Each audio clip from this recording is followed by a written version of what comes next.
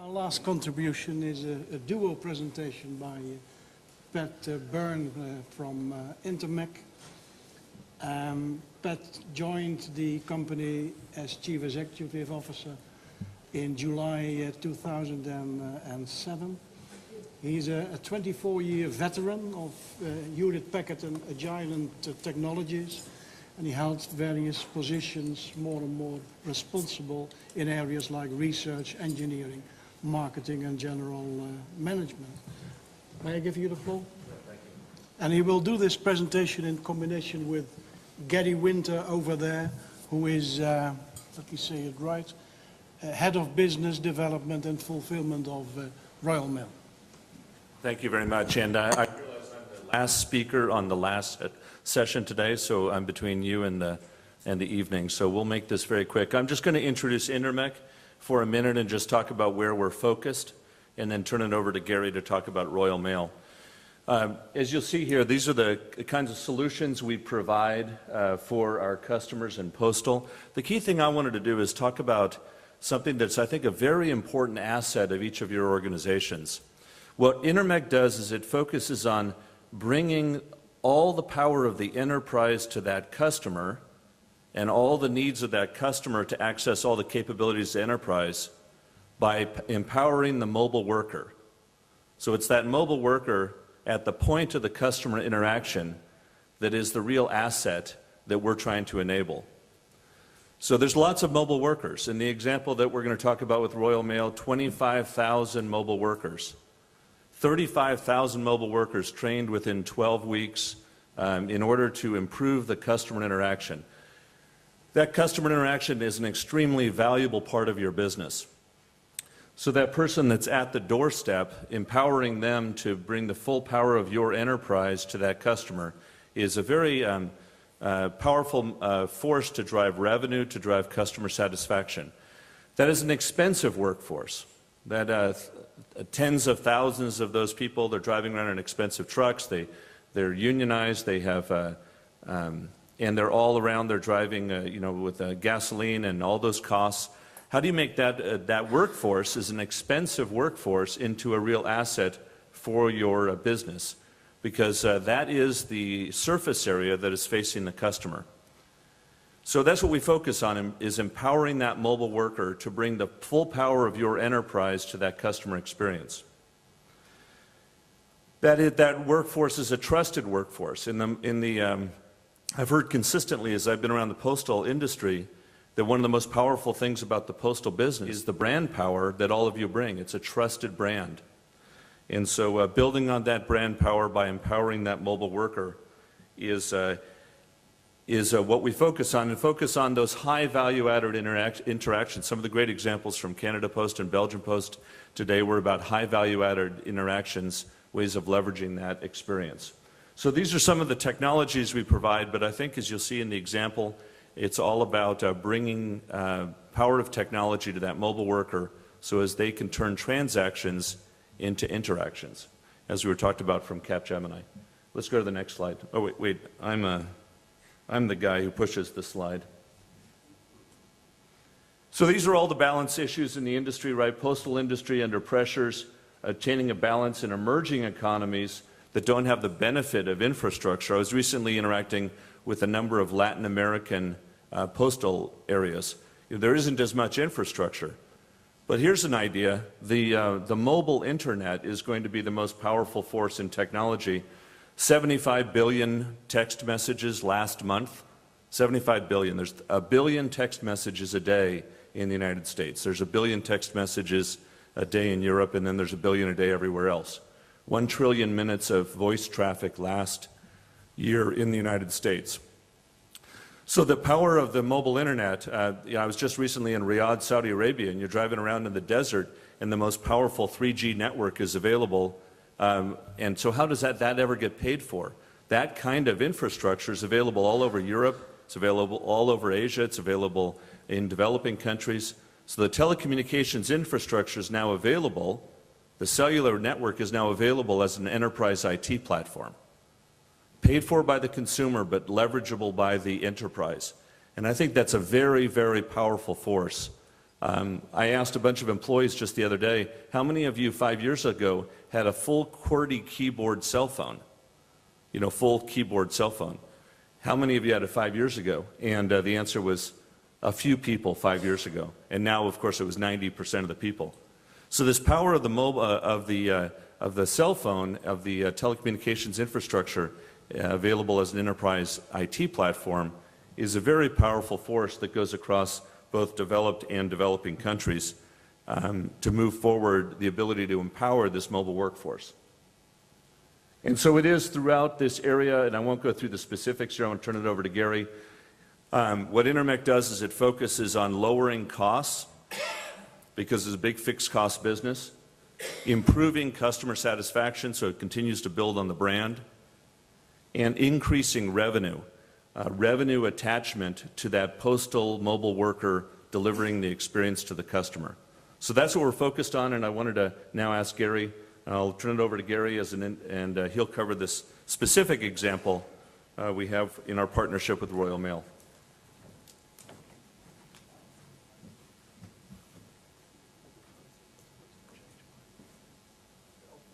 I think we just need to switch to a different computer now. Obviously, when you put these slides together, you're not absolutely clear that you only have 41 seconds to present them. So there are slightly more than I actually need. Everybody kind of knows where we come from. We had some very good insight from the regulators today, and this is sometimes the image that Royal Mail still has. Coupled with our USO obligation and our letters heritage, we absolutely see the future for us in the growth in the parcel traffic. And what this example of working with Intermec and others is about is how we're embracing our future and starting to do that development work now. So we have an entire wireless and mobile strategy, but a key part of it is the Royal Mail Tracked product that I'm currently responsible for. So what I wanted to do today is just talk a little bit about the scale and complexity of that project and how we, as one of the largest posts in the world, have had to embrace this change and how we've delivered it to our customers. So what were our goals from launching the Track product? Well, clearly we wanted more sales.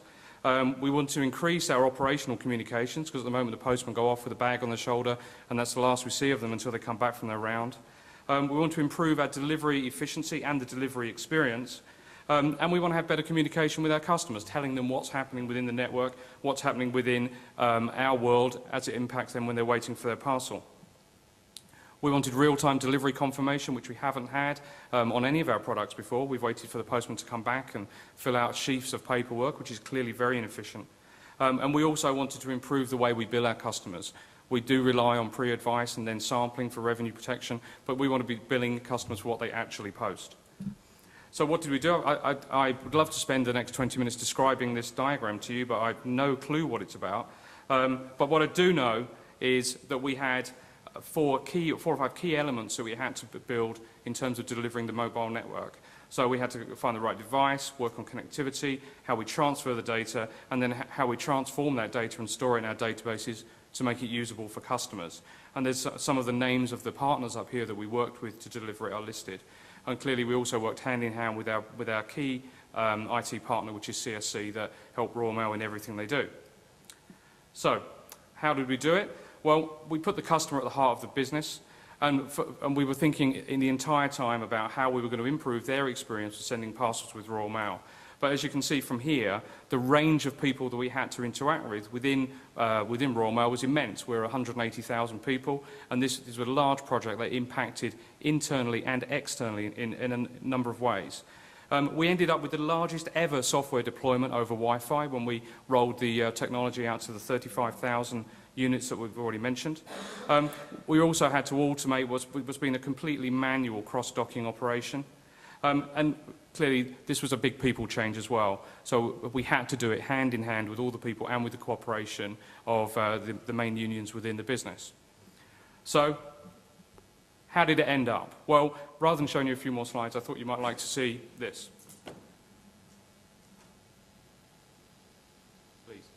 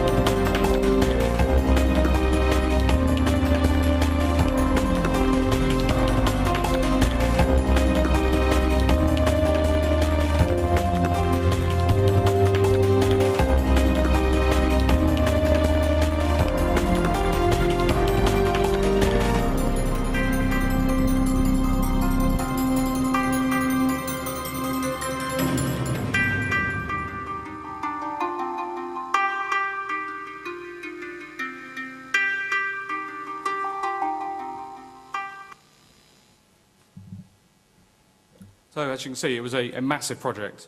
But clearly with these things, as well as all the big numbers there, the proof of the pudding is in the eating. So what has the operational experience been like, and what kind of quality of service have we been able to provide? So I'd like to sort of share you with some numbers. These are about a month old. These are the final month of our last financial year. These are the scan compliance numbers for each of the scanning steps in the operation, of which there are 5 key scans. But the number that makes all the difference really is the quality of service figure that the customers themselves receive. And consistently across this 4-week period, we achieved in excess of 99% quality of service, which means at delivery office, ready for delivery. In fact, the last week's figure for right first time of parcels in the hand of the receiving customer at first attempt was 92.5%. So we think we're delivering a pretty world-class service. What are other people saying? Customers clearly very happy with what we're doing. I apologise, I'm trying to go as quickly as I can. The drivers out in the field, clearly this has been a major transformation for them, and I think they feel far more professional and are conscious of the increased level of service that they are offering to customers. And our suppliers as well. This is a testament to how quickly we're able to deliver. And one of the other things that was absolutely key was the training. Getting 35,000 people all doing the right thing at the right time was a huge undertaking for the organisation as well. And we're extremely proud of what we've done. And we were extremely proud of the award we won last night from the award ceremony. But we couldn't have done it ourselves. This is not coming up as it should be, but this is experience for our customers, our employees, and for our business. So that just leaves me really to say thank you very much for listening to the few minutes. Thank you to all of these organisations that made it possible for us to deliver this service and win the award last night. And to summarise really, thank you to Triangle for this auspicious slot on the agenda. Thank you very much.